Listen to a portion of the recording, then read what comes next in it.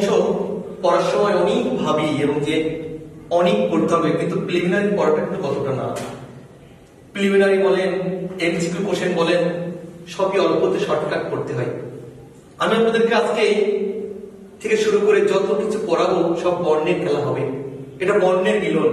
যেমনটা আপনারা দেখতে পাচ্ছেন সেন বংশ লিখেছে এখানে, সেন বংশ।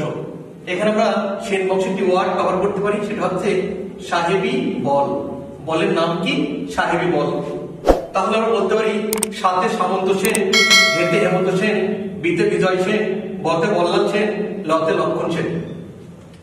যে যার আগে সে তার বাবা। তাহলে আমরা বলতে পারি হেমন্ত সেনের বাবার নাম কি? সামন্ত সেন। বিজয় সেনের বাবার নাম কি? হেমন্ত সেন। বল্লাল সেনের বাবার নাম কি? বিজয় সেন। লক্ষণ সেনের বাবার নাম কি? বল্লাল সেন। আপনারা দেখতে পাচ্ছেন এখানে বি লেখা আছে, অর্থাৎ বি ইংরেজিতে বলা হয় 2 নম্বর লেটার।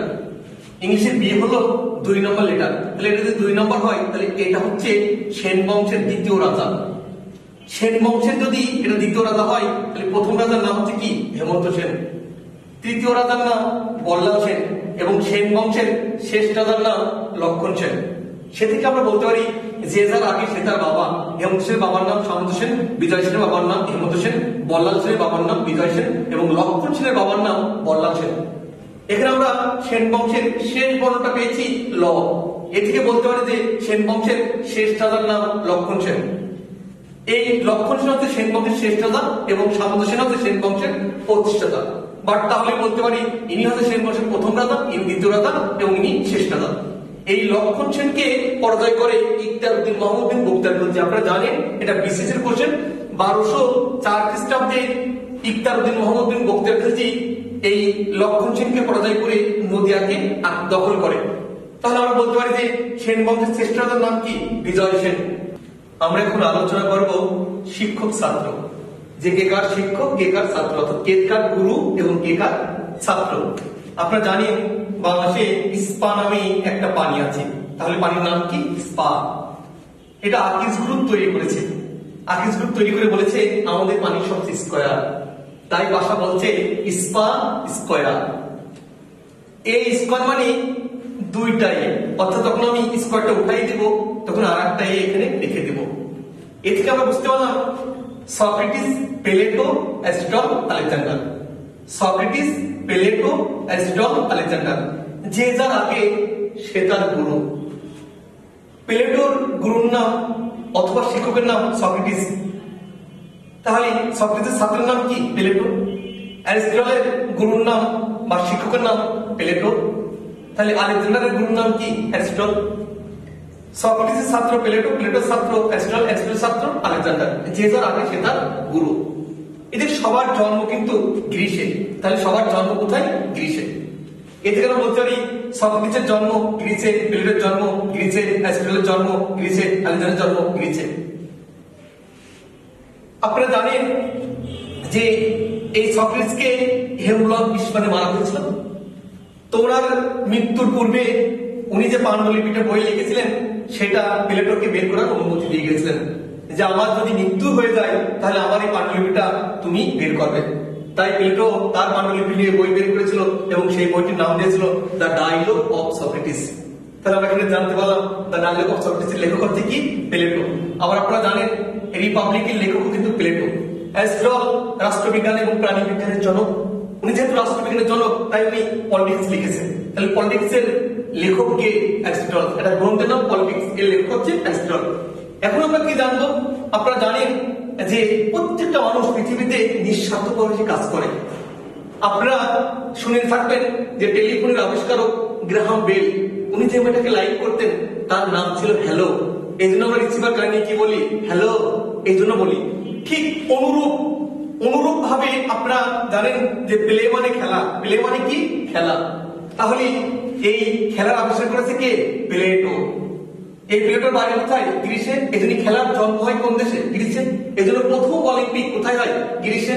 এজন্য অলিম্পিক এয়ারলাইন্স কোন দেশের বিমান সংস্থা? গ্রিসের। তাহলে এ থেকে আমরা জানলাম যে কে কার গুরু এবং কে কার শিক্ষক। আপনারা যে বর্ণের কথা বলেছি তাহলে আমরা একটু বলি যে পাথরের প্রথম বর্ণটা কি? প। আর পঞ্চগড়ের প্রথম বর্ণটা কি? প। তাহলে পাথর শিল্পের জন্য কোন জেলা বিখ্যাত? পঞ্চগড়। পাথরের খনি আছে কোন জেলায়? পঞ্চগড়। পাথরের জাদুঘর কোন জেলায়? পঞ্চগড়। কোন জেলা থেকে বেশি পাথর আমদানি করা হয়? পঞ্চগড়। তাহলে পাথরের জাদুঘর পঞ্চগড়, পাথরের খনি আছে কোথায়? পঞ্চগড়। কোন জেলা থেকে বেশি পাথর আমদানি করা হয়? পঞ্চগড়। এ থেকে আমরা বলতে পারি যে পদ্মা নদীর প্রথম বর্ণটা কি? প। আবার পলি মাটির প্রথম বর্ণটা কি? প। তাহলে পদ্মা নদী কোন মাটি বহন করে আনে? পলি মাটি। যে মাটি নদী বহন করে আনে সেটাই সবচেয়ে উর্বর মাটি, এই জন্য বাংলাদেশের সবচেয়ে উর্বর মাটির নাম কি? পলি মাটি। তাহলে কোন মাটিতে ফসল ভালো হয়? পলি মাটি। আপনারা জেনে জানবেন যে বালির উপরে পানি দিলে পানি থাকে না, চুষে নাই? অবশ্যই আপনারা বলবেন যে পানি চুষে নাই। এজন্য কোন মাটির পানি ধারণ ক্ষমতা কম? তাহলে আমরা বলতে পারি যে বেলে মাটি। আবার আপনি বলেন যে কোন মাটির পানি ধারণ ক্ষমতা বেশি? আচ্ছা, আপনারা জানেন যে এটে দিয়ে একটা মাটি আছে, মাটির নাম হচ্ছে এঁটেল মাটি। তাহলে কোন মাটির পানি ধারণ ক্ষমতা বেশি? এঁটেল মাটি। ঠিক অনুরূপ ভাবে আমরা বলতে পারি কারেন্টের প্রথম অক্ষর ক এবং কর্ণফুলীর প্রথম অক্ষর ক। এই যে প্রথম বর্ণটি ক, আবার এর প্রথম বর্ণটি ক, তাহলে বলতে পারি যে কারেন্ট উৎপন্ন হয় কোন নদীতে? কর্ণফুলী। আপনারা জানেন যে কারেন্ট দ্রুত গতি না ধীর গতি?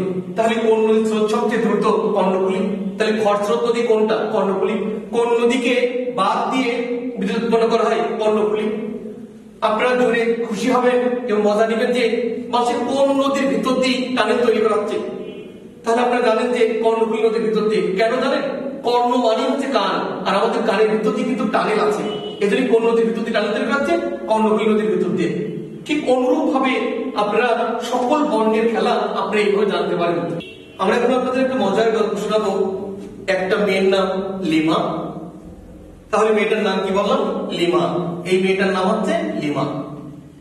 লিমার বাড়ি ছিল কানাডাতে। কোথায় বাড়ি ছিল তাহলে? কানাডাতে। লিমা যে ছেলেটাকে লাইক করতো সেই ছেলেটার নাম ছিল মাকসুদুল। মাকসুদুল। তার বাড়ি বাংলাদেশে। তার বাড়ি ছিল হচ্ছে বাংলাদেশে।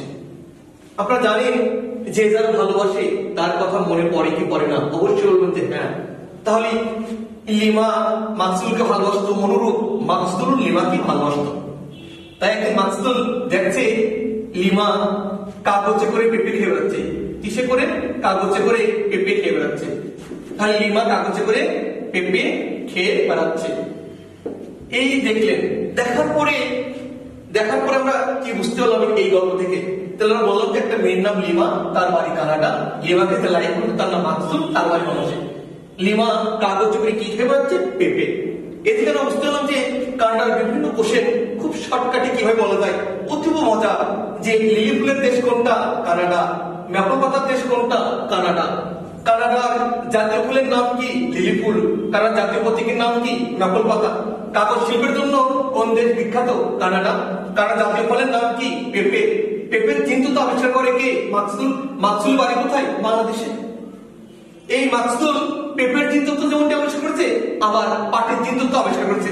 পাটকে আমরা সাধারণত বলে থাকি, বাংলাদেশে পাটকে বলে থাকি গোল্ডেন ফাইবার। তাহলে পাটকে বলে থাকি গোল্ডেন ফাইবার। আপনারা জানেন ফাইবার মানে আঁশ। 40 বিসিএসে পড়েছে যে সবচেয়ে বেশি পাট হয় কোথায়? তাহলে দেখেন ফাইবার যখন লিখেছিলাম তখন এফ লিখেছিলাম, এজন্য সবচেয়ে বেশি পাট হয় ফরিদপুর। তাহলে সবচেয়ে বেশি পাট হয় কোথায়? ফরিদপুর। বর্ণের খেলাটা কেমন সেটা আপনাদেরকে এখন দেখাবো। দেখেন রিয়েল বর্ণ খেলাটা কেমন। যে আমরা লিখছি যে FACE, ফেসবুক। ফেসবুক। তাহলে ফেস লিখতে আমরা কয়টা লেটার ব্যবহার করছি দেখেন তো? 4টা লেটার। এজন্য ফেসবুক আবিষ্কার হয় 2004 সালে।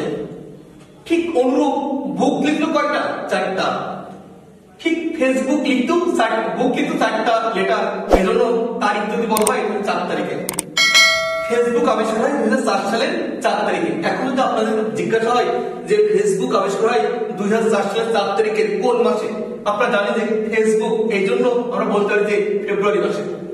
তাহলে অনুরূপ ভাবে আমরা বলতে পারি কি? ফেব্রুয়ারি। অনুরূপ ভাবে সকল বর্ণের খেলা কেমন ভাবে?